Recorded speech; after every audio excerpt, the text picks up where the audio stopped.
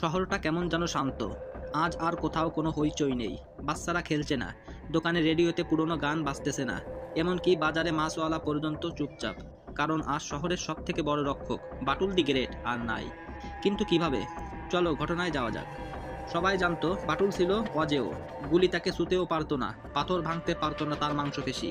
এত বছর ধরে সে দুর্ধর্ষ দস্যুদের সায়স্তা করেছে, অন্যায়ের বিরুদ্ধে একাই দাঁড়িয়েছে। তাহলে আর সে নেই কেন? সবকিছুর শুরু এক অদ্ভুত শত্রুর আবির্ভাব দিয়ে। একদিন শহরের আকাশে কালো মেঘ ঢেকে গেল, যেন প্রকৃতিও কোনো আসন্ন বিপদের ইঙ্গিত দিচ্ছে। একটা নতুন শক্তি এসেছে শহরে, কালনাগ। সে ছিল বিজ্ঞান ও জাদুবিদ্যার এক ভয়ঙ্কর মিশ্রণ, যার একমাত্র লক্ষ্য ছিল পৃথিবীর সব শক্তিমানদের ধ্বংস করা। কালনাগ ঘোষণা দিল, বাটুল, তুমি যদি সত্যি অজেয় হও তবে এসো, আমি প্রমাণ করব কেউ অমর নয়। বাটুল তখন হাসি মুখে বলল, আরে এসব আবার কি, আমি তো দুধ খাই, গুলি খাই না। কিন্তু কালনাগ সাধারণ শত্রু ছিল না।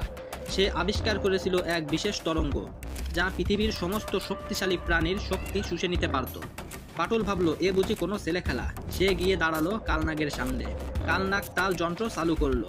একটা অদৃশ্য তরঙ্গ চারিদিকে ছড়িয়ে গেল, আর বাটুলের শরীর হালকা হতে শুরু করলো। শত যুদ্ধ জয় করা বাটুল প্রথমবারের মতো অনুভব করলো দুর্বলতা। বাটুল জানতো শক্তি কমে গেলেও সাহসী একজন সত্যিকারের নায়কের আসল শক্তি। সে শেষবারের মতো মাটি আঁকড়ে ধরলো, একটা ভাঙা খুঁটি তুলে নিয়ে কালনাগের দিকে ছুঁড়ে মারল। কিন্তু দুর্ভাগ্যবশত তার হাতে আর সেই পুরনো জোর ছিল না। কালনাগ হাসলো, ইতিহাসের সব থেকে শক্তিশালী মানুষ আজ ইতিহাস হয়ে যাবে। একটা ঝলসানো আলো বাটুলের শরীরে ছুঁয়ে গেল। শহর জুড়ে নেমে এলো নিস্তব্ধতা।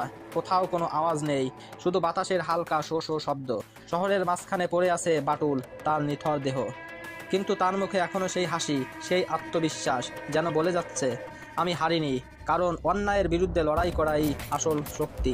সেদিন থেকেই শহরের প্রতিটি কোণে বাটুলের গল্প বলা হয়, তার প্রতিটি কাজ গর্বের সঙ্গে স্মরণ করা হয়। কারণ সত্যিকারের নায়করা কখনো মারা যায় না, তারা চিরকাল মানুষের মনে বেঁচে থাকে। বন্ধুরা, এই ছিল বাটুল দি গ্রেটের জীবনের শেষ লড়াই। ভিডিওটি ভালো লাগলে একটা লাইক করে দিও, আর চ্যানেলে নতুন হয়ে থাকলে সাবস্ক্রাইব করো। ধন্যবাদ।